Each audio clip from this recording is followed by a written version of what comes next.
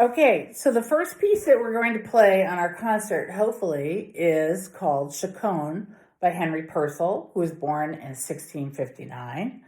Anyway, the piece that we're playing, Chaconne, is actually more of a French piece than it is an English piece, which is very weird. So what you see on your page is not the way we're going to play it. In Purcell's time and Louis XIV's time, which is the Baroque period, the music is not notated the way it would be played. It's kind of like jazz.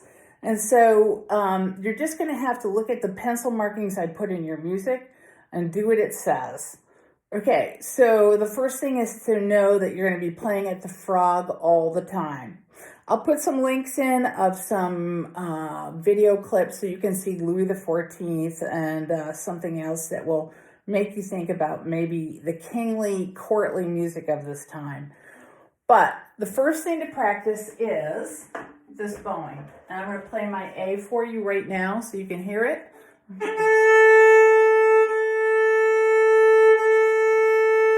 here's D. Back to A.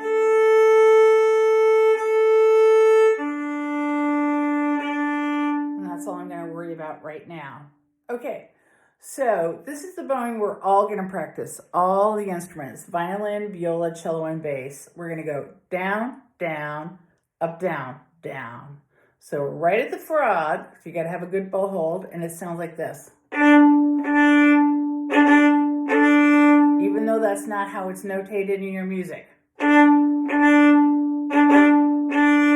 Ready, set, go. Go. Again. Go.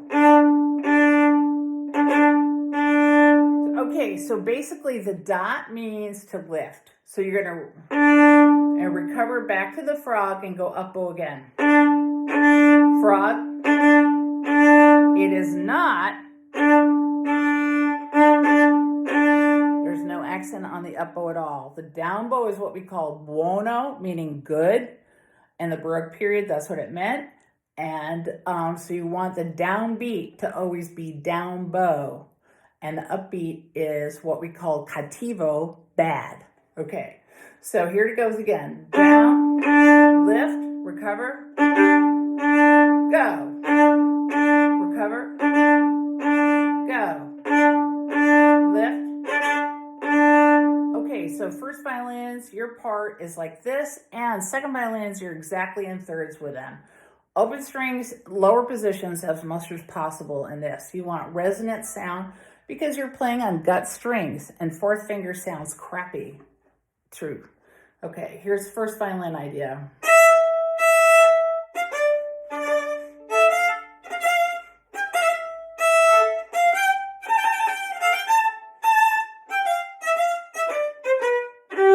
That's the first phrase, and that tells you a lot. That was not perfect. I'll do it again.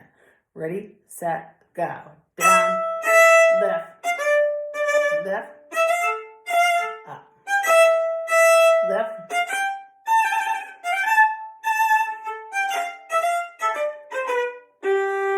Okay, so here's the thing, is that I played some trills that were not necessarily notated, but they should be there. That's the style. In Baroque music, exactly kind of like jazz, it's inégal. Okay, so what this kind of unequal, inégal, is pointé, which means it's very sharply accented. For example, in measure 7.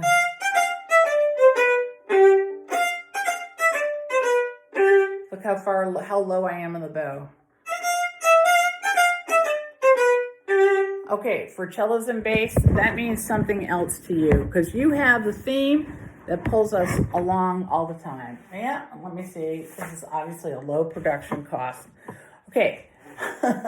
Okay, so cellos and basses, you have this bowing.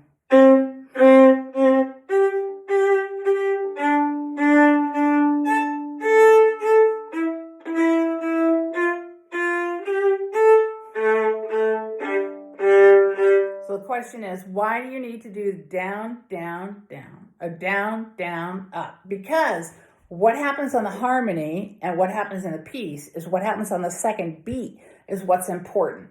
Okay, it's kind of like a saraband, and you may or may not know violins. A saraband in the Bach unaccompanied suite.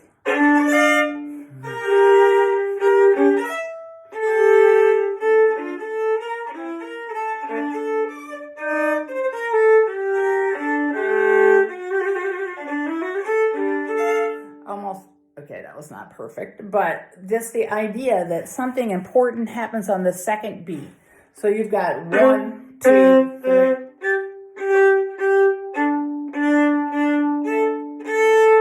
So stay in the lower half of your bow, and that is your friend. Okay.